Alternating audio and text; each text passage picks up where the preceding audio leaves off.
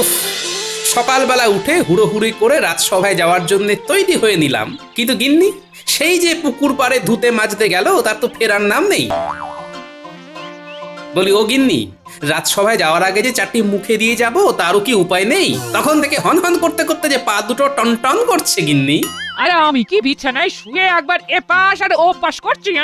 আমিও তো হাতের কাজগুলো চটপট সেরে ছুটে ছুটে আসছি। আর আমি তোমার পথ চেয়ে বসে আছি। আসছি গো আসছি, ও কি জ্বালায় পড়েছি।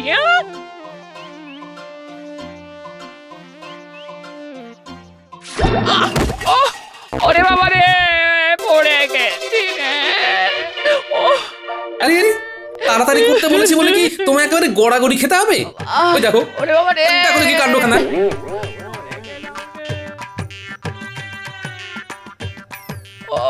হ্যাঁ সেটাই তো করবে, দাঁড়িয়ে দাঁড়িয়ে দেখবে। ওরে বাবা রে, আস্তে গিন্নি আস্তে, পাড়া প্রতিবেশী শুনে ফেললে যে উল্টো পাল্টা ভাববে। পাড়া প্রতিবেশীর কথা ভেবে একেবারে ঘুম উড়ে গেল, আর এদিকে যে নিজের গিন্নি পড়ে গিয়ে হাত পা ভেঙে গেল, সেটা বুঝি কিছু নয় না? পড়ে গেলাম রে, এই কে কোথায় আছি? ওরে বাবা রে, পড়ে গেলাম রে। আরে আরে, ও দিদা, এ কি অবস্থা তোমার? কি গো দিদা, তুই তো দেখছি একেবারে পা পিছলে আলুটা হয়ে যাচ্ছে। ওরাও তেমনি, কোথায় সবাই মিলে দিদাকে তুলবি, তা না উল্টে হাসাহাসি করছিস। তা আবার করবে না? করবেই তো, দাদুও হাসছে, নাতিও হাসছে। ও এদিকে যা লেগেছে তার লেগেছে।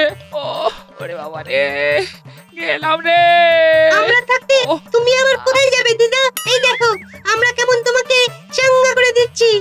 এই ধর ধর, ভালো করে ধর দিদাকে। শুধু ধরলে হবে, তার সঙ্গে টানতেও তো হবে। হবে না, হবে না, তোদের দ্বারা কিচ্ছু হবে না। আমাকে এভাবেই এখানে পড়ে থাকতে হবে। তুমি একটু চুপ করবে গিন্নি? এই তো ওরা কেমন ধরাধরি করে তোলার চেষ্টা করছে, আর ওরা না পারলে তো আমি আছি নাকি? তুমি ভেঙে পড়ছো কেন? এই তো ধরো ধরো ধরো, তারপর আস্তে আস্তে উঠে পড়ো দেখি। এই তো হচ্ছে। ডাক্তার, দাদুর কি শক্তি, দিদাকে তুলে দিয়েছে। এটাই আবার দেখার কি আছে? দাদু ছাড়া দিদাকে আবার কে তুলবে? যাক বাবা, সোজা হয়ে দাঁড়াতে পারলাম তাহলে। দাঁড়াবে না মানে? আলবাত দাঁড়াবে। দেখো গিন্নি, এইভাবেই আমি বারবার তোমার দিকে সাহায্যের হাত বাড়িয়ে দেবো, কোনো চিন্তা করবে না। এই তুমি থামো, বুড়ো বয়সে ভীমরতি হয়েছে তোমার, তাই মিষ্টি কথা যেন ঝরে ঝরে পড়ছে। তুমি করবে সাহায্য, তাহলেই হয়ে যাচ্ছে।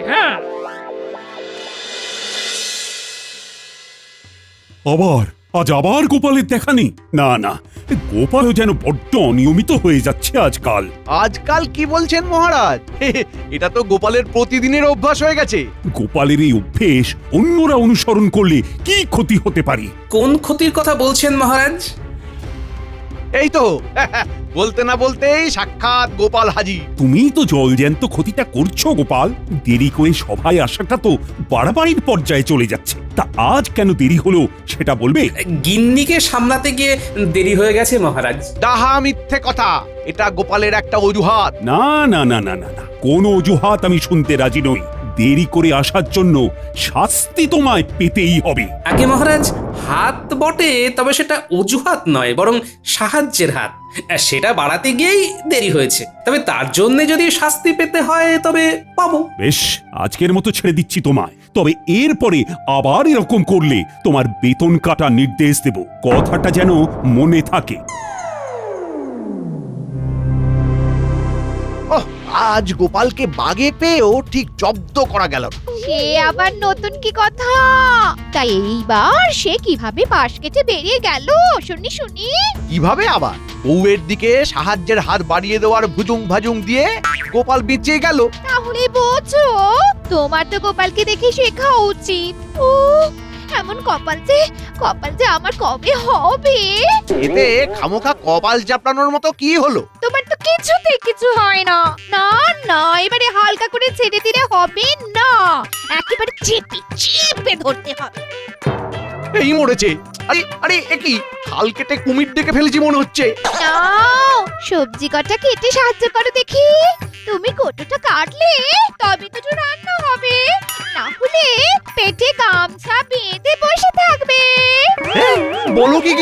না না, আর তো কোনো উপায় দেখছি না। আমি রান্নাঘরে চললাম। এমন দজ্জাল গিন্নির হাতে পড়েছি, এখন তরকারি কেটেই খেতে হবে। একই মন্ত্রী মশাই, এ কি দৃশ্য দেখছি? আপনি যে রীতিমতো মেয়েলি কাজে খাবি খাচ্ছেন, পাঁচখান করবো নাকি? জানাজানি হলে আপনার মান সম্মান নিয়ে টানাটানি পড়ে যাবে কিন্তু। লোকজন বলবে নারীদের কাজেও আনারি, আমাদের মন্ত্রীর মুখ ভারী। আমি প্যাঁচে পড়ে গেছি দেখে খুব নাচানাচি করা হচ্ছে, তাই না? আর ঘরের কাজ কি শুধু আমি একা করি? এরকম কাজ তো গোপালও করে। যদি হাসতেই হয় তবে গোপালের সামনে গিয়ে হাস না যত পারিস। আপনি বললে তাই করব, তবে ঘুরে ফিরে সেই আপনার কাছেই আসবো। আর দেখবো আপনি কেমন ল্যাচে গোবরে হচ্ছেন। রাজসভায় আমাকে নিয়ে আচ্ছা একটা ঘোঁট পেকেছে দেখছি, তবে আমাকেও ঢোক গিলে ফেললে হবে না। ঠান্ডা মাথায় ঝড় ঝাপটা সব সামলাতে হবে। কিন্তু তার আগে তো মনে হচ্ছে পুটির বাবাকে সামলাতে হবে। বেচারা একা একা গরুর গাড়িতে ধানের বস্তা তুলতে গিয়ে যে নাজেহাল হচ্ছে।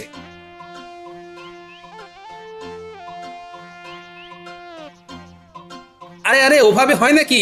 কই দেখি দেখি, দাঁড়াও দাঁড়াও, দুজনে মিলে একটু ধরাধরি করি। তুমি ধরবে গোপাল দাদা? তাহলে তো খুব ভালো হয়। আর সেই যা হয় হোক, এখন চলো হাতে হাতে বস্তা কটা গাড়ি দিয়ে তুলে ফেলি, চলো। সত্যি গোপাল দাদা, ভাগ্যিস এই সময় তুমি এসে সাহায্য করলে, না হলে তো আমি সামলাতেই পারছিলাম না। ওই দেখ ঘটা, গোপাল দাদা তো রাস্তাঘাটে সবাইকে সাহায্যের হাত বাড়িয়ে দিচ্ছে দেখছি।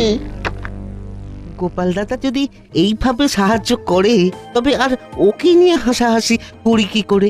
না না, চল মন্ত্রী মশাইকে খবরটা দিতে হবে এক্ষুনি। আচ্ছা, জ্বালাতনে পড়েছি বটে। ঘরে ঢুকলেই গিন্নি আবার কিছু না কিছু করতে বলবে। তার থেকে এইভাবে বাইরে পায়চারি করা অনেক ভালো। হ্যাঁ, এই সব ওই গোপালের জন্য হচ্ছে। ওহ, কি কুক্ষণে ওর কথা গিন্নিকে এসে বলেছিলাম। একবার বাগে পাই গোপালকে, তারপরে সুদে আসলে এর শোধ তুলবো। গোপালের উপর রাগ দেখিয়ে লাভ নেই মন্ত্রী মশাই। বরং গোপাল যা করছে তাতে তাকে বাহবা দেওয়ার কথা। সে তো পথে ঘাটে যাকেই পাচ্ছে তাকেই সাহায্যের হাত বাড়িয়ে দিচ্ছে। বলিস কি? তার মানে গোপালের মাথায় এখন সাহায্য করার ভূত চেপেছে? তবে এটাকে কাজে লাগিয়েই গোপালকে প্যাচে ফেলা যেতে পারে। কি হলো বলতো? মন্ত্রী মশাই যেন হঠাৎ কিছু চিন্তা করছেন। মনে হচ্ছে ওই গোপাল দাদার ব্যাপারটা নিয়েই ভাবছেন। না, ভেবে দেখলাম তোরা আমার চোখ খুলে দিয়েছিস। গোপালের এই সাহায্য করার মানসিকতাকে সত্যিই উৎসাহ দেওয়া দরকার। তবে এটাও দেখা দরকার যে গোপাল বেছে বেছে লোকের উপকার করছে নাকি সবার। সেটাও ঠিক কথা। কিন্তু আমরা কি করে দেখবো মন্ত্রী মশাই? এই তো কাছে আয়, আয় না, সব বুঝিয়ে বলে দিচ্ছি।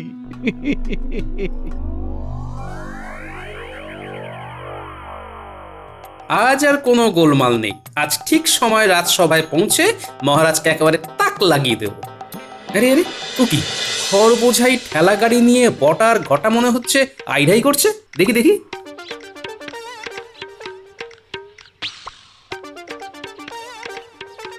ও গোপাল দাদা, এদিকে যে আমরা হাঁদার মতো দাঁড়িয়ে আছি। তুমি কি দেখেও দেখবে না? তাই কখনো হয়? বিপদে যখন পড়েছো তখন বিপদ থেকে উদ্ধারও পেতে হবে। তাই আমাকেই মনে হচ্ছে হাত লাগাতে হবে, বুঝলে? সেটাই তো বলতে চাইছি, গাড়িটা ঠেলে তুলতে পারছি না।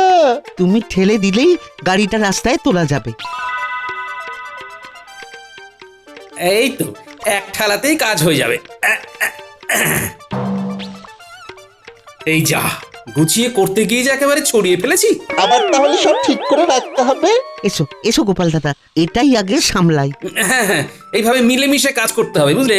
কিন্তু তোমার যে দেরি হয়ে যাচ্ছে গোপাল দাদা। সে হলে হবে, তা বলে কাজ ফেলে রেখে চলে যাবো কি করে বলো তো? হ্যাঁ, না না না না, মন্ত্রী মশাই যতই পরখ করে নিতে বলুক না কেন, তোমার মতন লোক হয় না গোপাল দাদা। আচ্ছা, এইসব মন্ত্রী মশাইয়ের পরিকল্পনা। যাক, সেটাও জানা হয়ে গেল। তবে ফন্দিটা নেহাত মন্দ নয়। এই তো সবাই দেখছি হাজির হয়ে গেছে, শুধু তেনারই দেখা নেই। না না না না, এখন দেখছি গোপাল কোনো কিছুরই তোয়াক্কা করছে না। ব্যাপারটা ভালো ঠেকছে না এবার। ও গোপালকে নিয়ে যেন আর পারি না। আজ ঠিক এসে দেবে নতুন কোনো বাহানা। দিক না, কি বাহানা দেবে দিক। ভেবে ভেবে এমন একটা কল খাটিয়েছি যে গোপাল চাইলেও তাড়াতাড়ি আসতে পারবে না। আজ গোপালের বেতন কাটা কেউ আটকাতে পারবে না। আমিও তো তেমনই ইঙ্গিত পাচ্ছি, বাকিটা মহারাজের বিবেচনা। আমার যা ভাবার আমি ভেবে ফেলেছি। গোপাল একবার আসুক আজ, তারপর মজা দেখাচ্ছি। এ কি আমার অপেক্ষায় সবাই যেন কেমন ব্যাকুল হয়ে গেছেন, বিশেষ কোনো কারণ আছে নাকি? হ্যাঁ, আহ তা আজও নিশ্চয়ই সাহায্যের হাত বাড়াতে গিয়ে তোমার সভায় আসতে দেরি হয়ে গেল গোপাল, না? 100% ঠিক মহারাজ। আমি তো তত করে আবার কোন অজুহাত দেবে গোপাল? না না, কোনো অজুহাতেই আর চিড়ে গলবে না। গোপালের বেতন কাটা যাবেই যাবে। কিন্তু কাউকে সাহায্য করা কি কোনো অজুহাত হতে পারে মহারাজ? কত বড় ভণ্ডামি! হ্যাঁ, গোপাল আবার মহারাজকেই প্রশ্ন করছে। এটাও বসে বসে দেখতে হবে আমাদের। তাই তো গোপাল, তুমি কিনা আবার মুখে মুখে কথা বলছো। সেই জন্যই তো বলছি মহারাজ, মুখের কথায় কাজ নেই। সাহায্যের হাত কেমন হয় সেটা গোপাল আপনাকে দেখালেই ঝামেলা মিটে যায়। কি গোপাল, তবে দেখাও দেখি। সে মুরত কি গোপালের আছে যে দেখাবে? সময় আর সুযোগ পেলে সেটাও দেখিয়ে দেব। এ আর এমন কি কথা? তাহলে সময় সুযোগ আগে আসুক, তারপর না হয় তুমি রাজসভায় আসবে।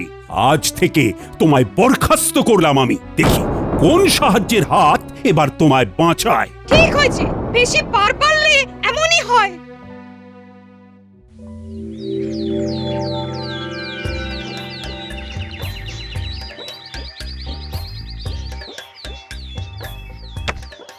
পুকুর থেকে জল নিয়ে আসা হয়ে গেল। এবার উঠোনটা ঝাঁট দিয়ে দিলেই অনেকটা কাজ সারা হয়ে যাবে। হ্যাঁ, এই তুমি যেমন কাজের মানুষ সেটা তো ভাবতেই পারিনি। ভাবো ভাবো, এখন থেকেই ভাবা শুরু করে দাও গিন্নি। এখনো তো আরো কত কি দেখা বাকি। ঝাঁট দিয়ে পরিষ্কার করার হাতটাও কিন্তু আমার নেহাত খারাপ নয় গিন্নি। ওই দেখ গোপাল দাদু এবার ঝাঁটা ধরেছে। তাই তো দেখছি, সবটাই কেমন উল্টো হয়ে গেছে। ভাগ্যিস আমার চোটটা লেগেছিল, না হলে তোদের দাদু যে এত কাজের সেটা তো জানতেই পারতাম না। কিন্তু দাদু এখানে কাজ করলে রাজসভা সামলাবে কে? এখন তো চাইলেও সেখানে যাওয়া যাবে না, তাই সেখানকার কথা ভেবেও কাজ নেই। তাহলে চলো সবাই মিলে দিদার কাজে হাত লাগাই। তারপর সময় আর সুযোগ এলে আবার না হয় রাজসভায় যাওয়ার কথা ভাবা যাবে। তাই বলে তুমি সুযোগের অপেক্ষায় বসে থাকবে গোপাল দাদু? আরে অত ভাবিস না তো। কেউ যদি সত্যি সত্যি কাউকে সাহায্য করতে চায় তাহলে তাকে সুযোগের জন্য বেশি অপেক্ষা করতে হয় না রে। হচ্ছে না কৃষ্ণচন্দ্রকে কিছুতেই বাগে আনতে পারছি না। আর যাও বা পাচ্ছি, তাও এই গোপালের কপাল জোরে কৃষ্ণচন্দ্র ঠিক বেঁচে যাচ্ছে। পারবে না, আর কেউ মহারাজকে বাঁচাতে পারবে না জাহাপানা। এইরকম ছুঁড়ে ছুঁড়ে কথা বললে আমি কিন্তু কিছুই শুনবো না। পুরো ব্যাপারটা খুলে বলো, নাহলে সরে পড়ো। আমার কাছে খবর আছে, মহারাজ গোপালকে তাড়িয়ে দিয়েছেন। বলো কি? সেটাই তো বলছি। এই সময়ে যদি কোনো বাহানাতে মহারাজ কৃষ্ণচন্দ্রকে ডেকে আনা যায়, তবে কোনো বাহানাতে কেউ ওকে বাঁচাতে পারবে না। ব্যাপারটা তো মন্দ বলনি। দুধকে ডেকে পাঠাও দেখি। দেখি মন্ত্রীকে তলে তলে দলে টেনে কৃষ্ণচন্দ্রকে কলে ফেলা যায় নাকি? না, ভালো লাগছে না, কিছুই আর তেমন ভালো লাগছে না। কি ভালো লাগছে না মহারাজ? মনে হচ্ছে কোনো কারণে আপনার মন যেন টনটন করছে। তা করছে বই কি, গোপালকে বরখাস্ত করে এখন একটু খারাপই লাগছে বটে। তাহলে তো খুব ভালো সময়ে নবাবের আমন্ত্রণ পত্রটা এসেছে মহারাজ। বলো কি, নবাবের আবার এই সময় আমাকে মনে পড়লো? নবাব তার বাগান বাড়িতে আপনাকে আমন্ত্রণ জানিয়েছেন মহারাজ, তাও আবার অবসর বিনোদনের জন্য। সে না হয় বুঝলাম, তবে ডেকেছে যখন তখন না গিয়েও তো উপায় নেই। আমি যখন সঙ্গে আছি তখন আর চিন্তা কিসের মহারাজ? চলো তবে দুদিনের জন্য ঘুরেই আসি না হয়। তবে তার আগে রাজসভায় খবরটা জানিয়ে দিতে হয়। সে ব্যাপারে আপনি ভাববেন না মহারাজ, জানাজানি যা করার সে আমি করে দিচ্ছি। আপনি বরং মুর্শিদাবাদে যাওয়ার জন্য তৈরি হয়ে নিন ততক্ষণে। আজ রাজসভায় যা শুনলাম তারপরে তো আর চুপ করে বসে থাকা যায় না। তাই আবার যায়? আমি তো ভাবছি খালি কি হয় কি হয়। গোপালকে যতক্ষণ না পুরো ব্যাপারটা জানাচ্ছি ততক্ষণ যেন শান্তি পাচ্ছি না।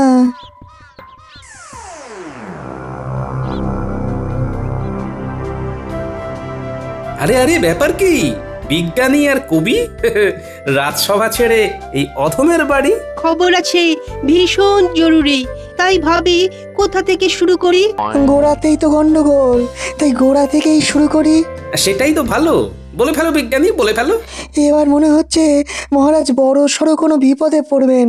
নবাব নাকি এই অসময়ে মহারাজকে ডেকে পাঠিয়েছেন। আজ মহারাজের এমন তাড়া, নবাবের ডাকে দিয়েছেন সাড়া। মন্ত্রীমশাইকে সঙ্গে নিয়ে আজ বাদে কাল যাচ্ছেন সকাল সকাল। ব্যাপারটা বেশ গোলমেলে লাগছে বটে। নবাব কি এমনি এমনি আর মহারাজকে ডেকেছেন? তুমি নেই দেখে আট ঘাট বেঁধেই ডেকেছেন। সবই তো বুঝলাম, কিন্তু মহারাজের যাওয়ার ব্যবস্থা কিসে হয়েছে? ঘোড়ার গাড়িতে নিশ্চয়ই। এতক্ষণে আস্তা বলে ঘোড়া বাসা হয়ে গেছে নিশ্চয়ই, কিন্তু সব কিছু ছেড়ে ঘোড়ার খবর নিচ্ছ কেন ভাই? যদি কাজের কাজ করতেই হয় তেমন, তবে যে আস্তাবল থেকে শুরু করতে হয়, দেখোই না তারপর কি হয়।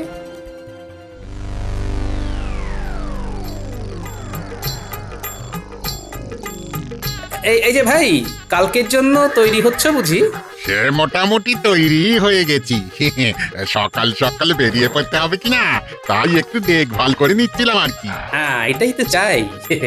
তবে আমার যে তোমার সাথে কিছু কথা আছে ভাই।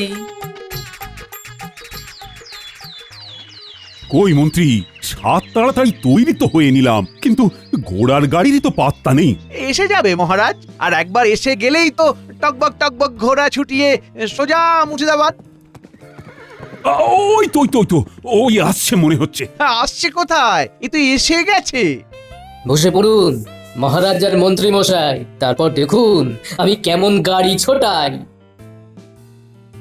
হ্যাঁ হ্যাঁ হ্যাঁ, ছোটাও দেখি, যত তাড়াতাড়ি পারি মুর্শিদাবাদে পৌঁছানো চাই। কোন তো কৃষ্ণচন্দ্রের হাজির হয়ে যাওয়ার কথা, কি মন্ত্রী সব ঘেঁটে দিল। আপনি মন্ত্রীকে সবটা ভালো করে লিখে বুঝিয়ে দিয়েছিলেন তো জাহাপানা? সব পরিকল্পনা করা হয়ে গেছে। জলাশয়ের ধারে আম গাছে টুসটুসে আম ঝুলছে, আর সেদিকে ভালো শ্যাওলাও জমেছে।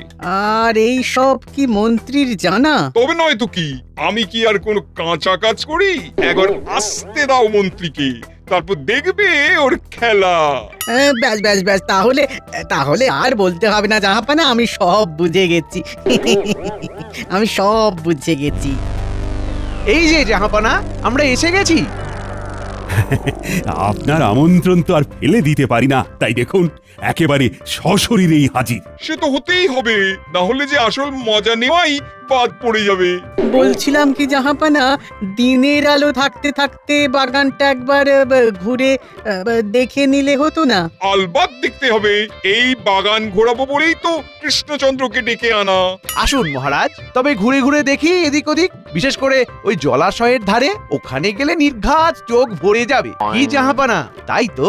হ্যাঁ হ্যাঁ, চলো তবে। সেই যখন গেছি তখন আর দেরি করে কি হবে।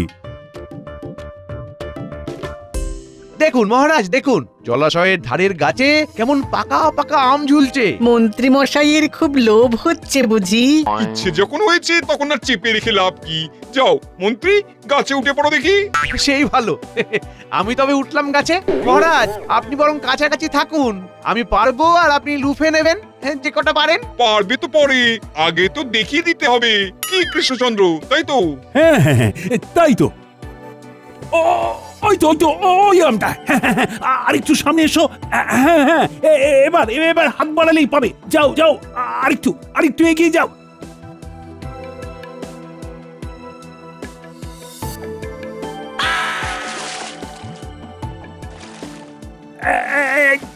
ওরে বাবা রে, গেলাম। ওরে, কে আছিস? বাঁচা রে।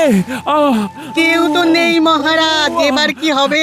আমার পরিকল্পনা খেড়ে গেছে উজির। কৃষ্ণচন্দ্র একেবারে হাবুডুবু খাচ্ছে।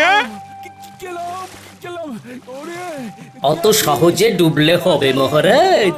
ধরুন ধরুন, এই শুকনো ডালখানা ধরুন দেখি, এই ডাল ধরেই ডাঙায় উঠে আসতে পারবেন। এই তো খড়কুটো। আর একটু ধরে থাকুন মহারাজ, এইবার টেনে নিচ্ছি। এটা কি হচ্ছে উজির? এটা আবার কি উড়ে এসে জুড়ে বসেছে? আরে বসেছে কোথায়, এ তো একেবারে এসেই টানাটানি শুরু করে দিয়েছে। এই তো উঠে পড়েছি। এইবার বুঝলেন তো মহারাজ, সাহায্যের হাত কেমন হয়? সময়ে সময়ে সাহায্যের হাত এই শুকনো ডালটার মতো হয়। গোপাল, তুমি আমায় বাঁচালে গোপাল। না না, আমি নিজের ভুল বুঝতে পেরেছি। আর তুমি সাহায্যের হাত না বাড়লে যে আমি ডুবেই মরে যেতাম। আবার গোপাল! সবই আপনার কপাল জাহাপানা। আপনি তো বেঁচে গেলেন মহারাজ, কিন্তু নবাবের কথা মতো কাজ করতে গিয়ে আমি যে ঝুলে গেলাম, না পারছি নামতে, না পারছি ছাড়তে। যেমন কর্ম তেমন ফল। আপনার সব চেষ্টা মনে হচ্ছে জলেই যাবে। ওরে বাবারে, ওরে বাবারে, গেলাম গেলাম গেলাম রে, ওরে বাবারে। গোপাল, ভেবে দেখো তাহলে সাহায্যের হাত বাড়াবে কিনা। আমার কিন্তু মন্ত্রীকে খাপি খেতে দেখে বেশ লাগছে। তাই খাক তবে। যা হয়েছে বেশ হয়েছে। যেমন খাবি খাচ্ছ, খাও এবারে। ওরে ওরে বাঁচা রে, কে কোথায় আছো? বাঁচাও বাঁচাও।